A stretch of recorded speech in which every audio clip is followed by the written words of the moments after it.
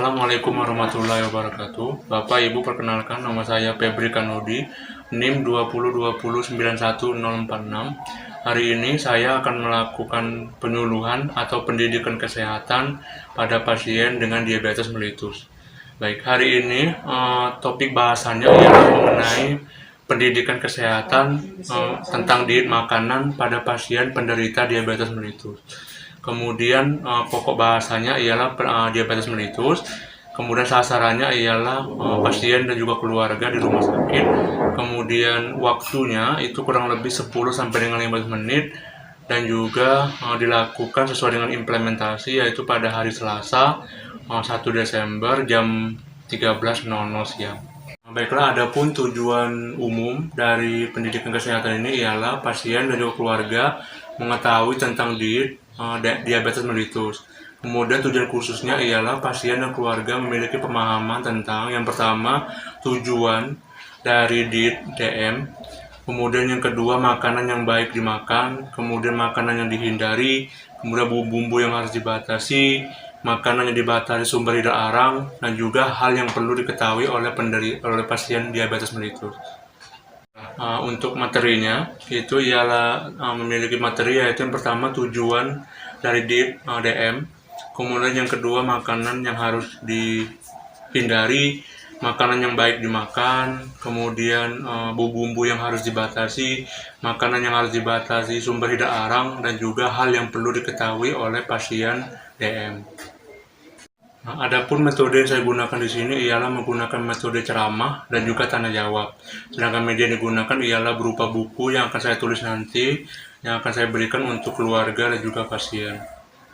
Untuk strategi penyuluhannya, di sini saya akan mulai dengan pertama pembukaan dulu ya, dengan mengenalkan diri kepada keluarga dan juga menanyakan bagaimana keadaannya, kemudian memberikan penyajian, kemudian terakhir memberikan penutup, dan juga kemudian tutup dengan evaluasi dan juga tanya jawab dengan keluarga. Baiklah, kemudian terakhir di evaluasi saya akan mengevaluasi yang pertama pasien mampu menjawab dengan benar apa yang telah saya sampaikan. Kemudian yang kedua, pasien mengerti cara diet yang benar. Kemudian yang ketiga ialah pasien mampu menjalankan diet makanan setelah saya berikan penyuluhan. Itu sekian untuk pembukaan dari video ini. Selamat menyaksikan.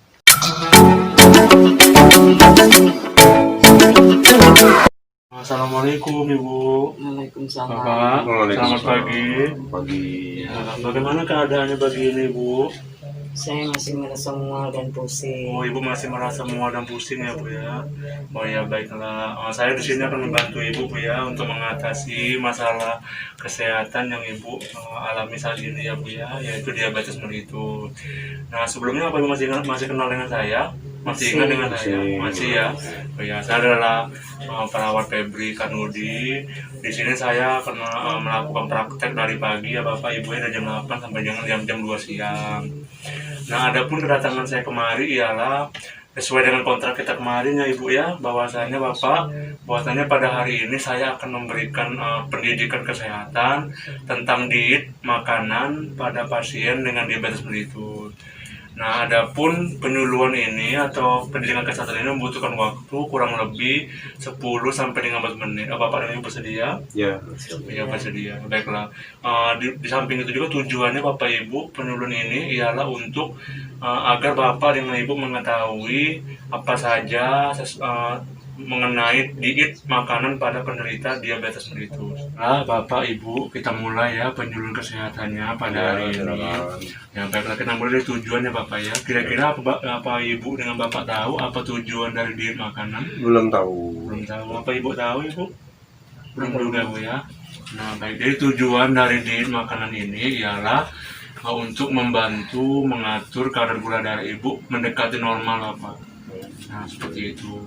Kemudian yang kedua juga ialah untuk agar kadar gula dalam urin itu juga menjadi negatif. Terakhir ialah agar Ibu mencapai berat badan yang normal, Bapak, seperti itu. Saya catatkan Bapak ya, untuk jadi pengingat ya Pak ya. Baik. Itulah Bapak dan Ibu tujuan dari diet makanan ini. Selanjutnya saya akan menjelaskan mengenai makanan yang baik dikonsumsi ya. Nah, jadi makanan yang berkonsumsi itu ibu ialah ibu harus banyak mengkonsumsi makanan-makanan seperti buah-buahan dan sayur-sayuran ya Bapak Ibu ya. Nah, buah-buahannya itu adalah buah-buahan yang manisnya itu kurang Bu, jadi nggak terlalu manis. Contohnya mungkin seperti buah pir ya Bapak ya, atau mungkin buah apel seperti itu.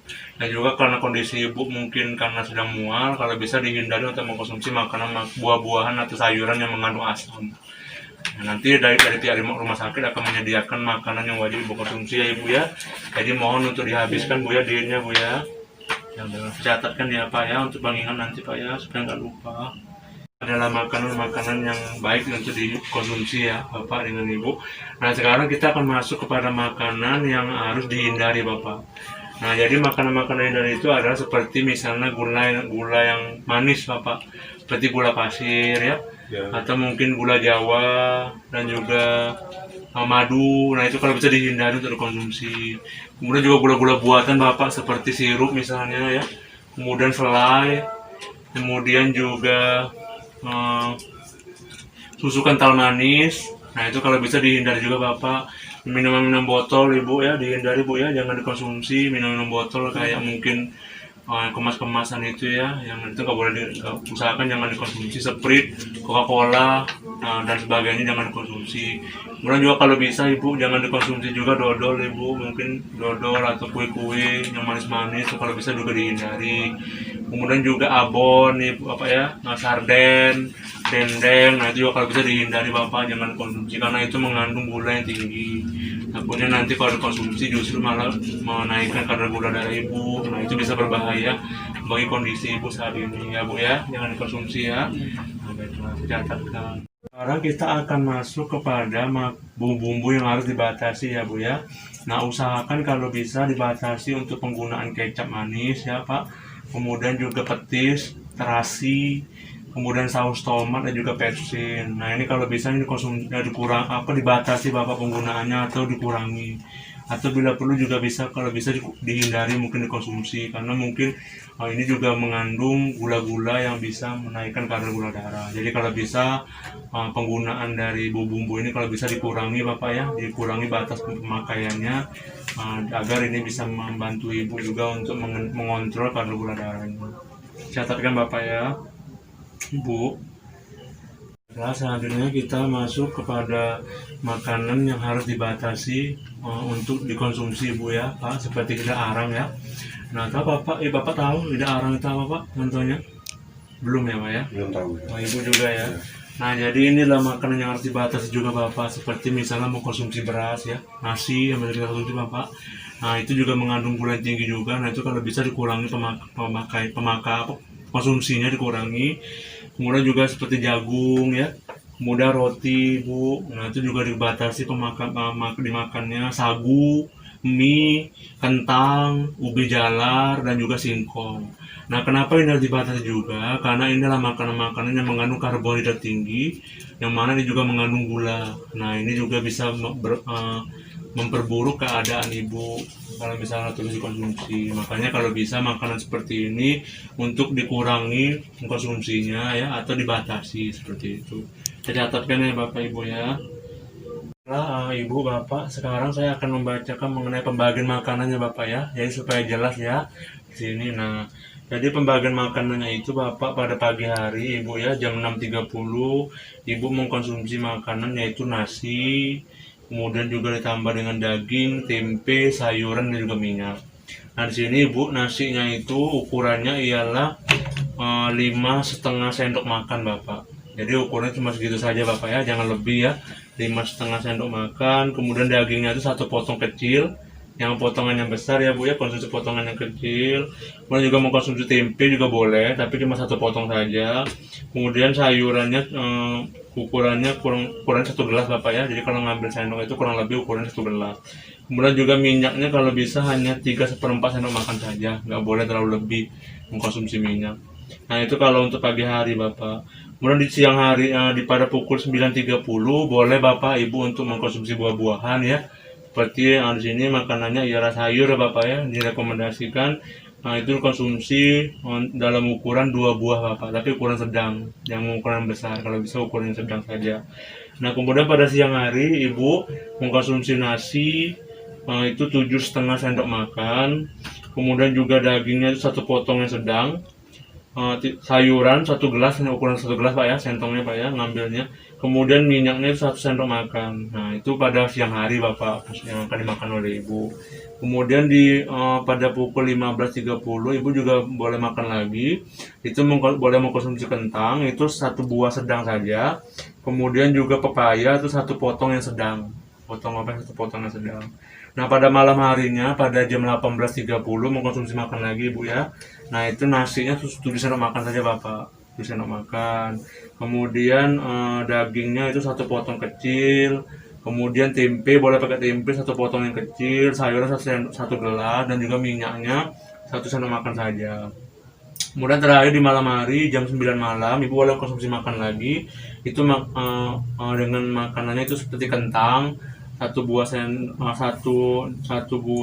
yang sedang, kemudian pepaya itu 1 potong yang sedang ya Bapak Ibu ya. Nah, ini saya catatkan Bapak Ibu ya, supaya nanti mudah diingat. Nah, baiklah, itulah tadi penjelasan saya Bapak Ibu ya terkait mengenai diet makanan. Nah, jadi diet makanan ini merupakan hal yang paling pengobatan yang paling baik. Nah, dimana di sini kita mengatur bahan makanan yang harus dikonsumsi oleh ibu dan juga harus dihindari mengkonsumsi gula-gula murni dan juga menghindari makanan-makanan yang mengandung sumber hidrarang. Kemudian selanjutnya ibu juga harus hidup teratur. Hidup teratur maksudnya ialah pertama ibu harus menepati jam makan ya ibu ya. Kalau bisa di makanan yang disediakan oleh rumah sakit kalau bisa dihabiskan bu ya. Nah, kemudian diatur juga makanan di rumah, saya ajarkan tadi ya Bapak ya, untuk diterapkan di rumah. Kemudian juga melakukan olahraga ringan Bapak, olahraga ringan ya. Setiap misalnya 3 kali 10 menit setiap hari dilakukan ya, 1,5 jam saya sudah makan. Kemudian juga ialah kalau bisa ibu jangan jam kerjanya diatur ya bu ya, kalau bisa jangan bekerja berlebihan. Kemudian juga terakhir ya seperti tadi saya bilang bahwasanya untuk mengatur tidur yang cukup. Dengan begitu kondisi ibu akan jauh lebih terkontrol dan jauh lebih baik lagi seperti itu.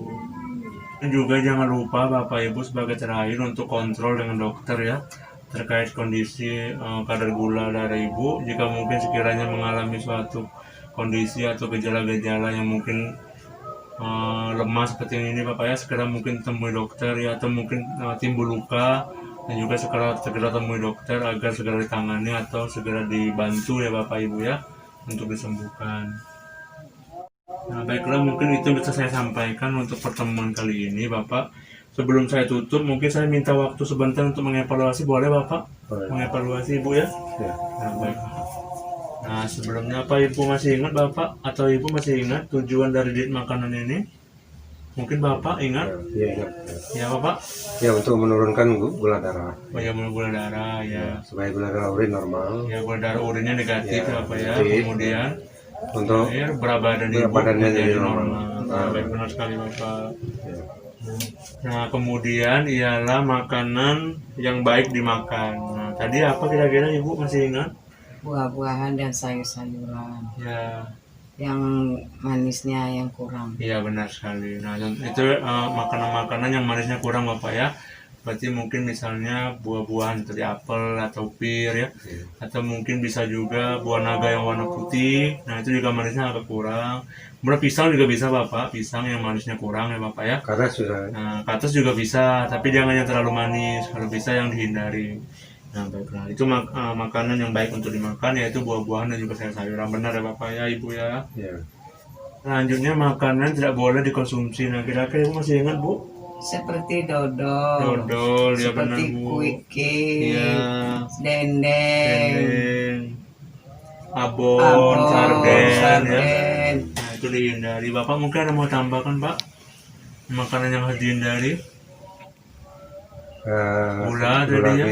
pilih gula, Ya. gula Jawa, Gula Jawa, madu, gula pasir ya Bapak ya. Nah, kemudian juga apa? sirup, Ya, sirup, selai, selai. susu kental manis. Iya itu. Minum-minum botol juga dihindari Bu ya, seperti Sprite, Coca-Cola, Coca-Cola. dan sebagainya itu kalau bisa dihindari jangan dikonsumsi. Dan juga buah dalam kaleng juga Nah, itu. kalau bisa untuk Konsumsi dihindari ya. buah. Buah-buah yang manis-manisan itu kalau bisa untuk Seperti dihindari leci, juga. buah leci. Nah, baiklah, cukup ya, benar ya Bapak Ibu ya. Itu mohon diingat ya Bapak Ibu ya. Ya. Juga menjelaskan juga mengenai bumbu-bumbu yang harus dibatasi penggunaannya atau pemakaiannya. Masih ingat Ibu? Ada bumbunya Masih ya. seperti kecap manis, Iya benar, kecap manis. petis, terasi. Terasi ya. Bapak ada mau ditambah? Ada tadi, Pak? saus, Oh ya, saus tomat ya Bapak ya. asin. Pepsin ya, benar sekali. Saya catat ya Bapak ya. Nah, tadi juga saya juga menjelaskan juga ya Ibu Bapak ya, untuk makanan sumber hidrat arang juga harus dibatasi.